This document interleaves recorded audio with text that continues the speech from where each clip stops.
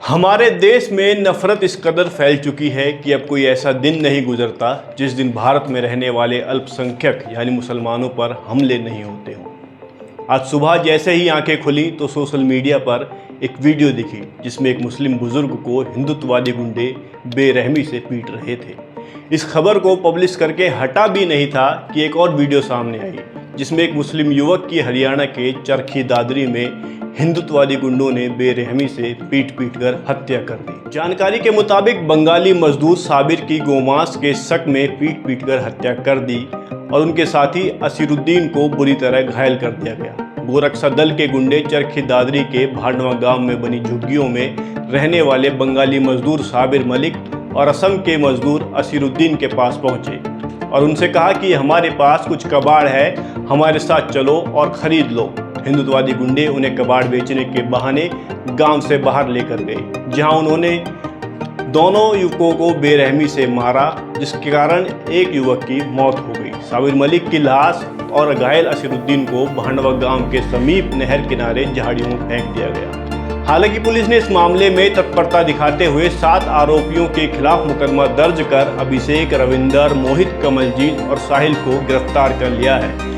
लेकिन सवाल यह है, आखिर इन आतंकियों के हौसले इतने बुलंद क्यों हैं? कहां से इनको इतनी ताकत मिल रही है?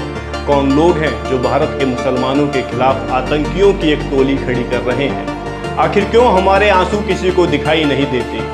सुबह हम लोग हाजी अशरफ की वीडियो देखकर रो ही रहे थे कि थोड़ी ही देर में साबिर की मॉब लिंचिंग की खबर आ गई और न जाने मुल्क के कितने हिस्सों में मुसलमानों को निशाना बनाया जा रहा होगा, जिनकी खबरें भी हम तक नहीं पहुंच पाती। क्या हमारा सिर्फ यही कसूर है कि हमने पाकिस्तान की जगह हिंदुस्तान को अपना मुल्क माना? बांग्लादेश और पाकिस्तान में हिंदू अल्पसंख्यकों के ऊपर हो रहे हमलों पर अफसोस जताने वालों को शायद यह नहीं पता कि हमारे पड़ोसी मुल्क में अल्पसंख्यकों की स्थिति कैसी होगी।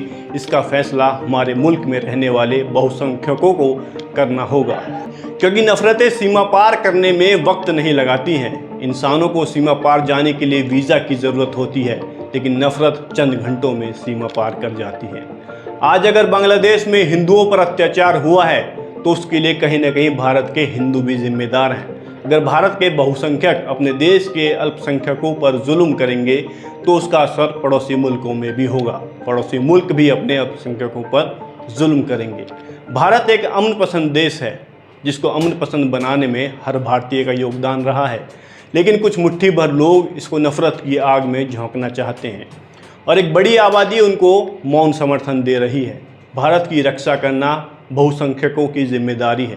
अगर बहुसंख्यक चाहें तो अब भी मुल्क को आग में जलने से बचा सकते हैं, क्योंकि राहत इंदौरी ने क्या खूब कहा है, लगेगी आग तो आएंगे घर कई जद में, यहाँ पे सिर्फ हमारा मकान थोड़ी है।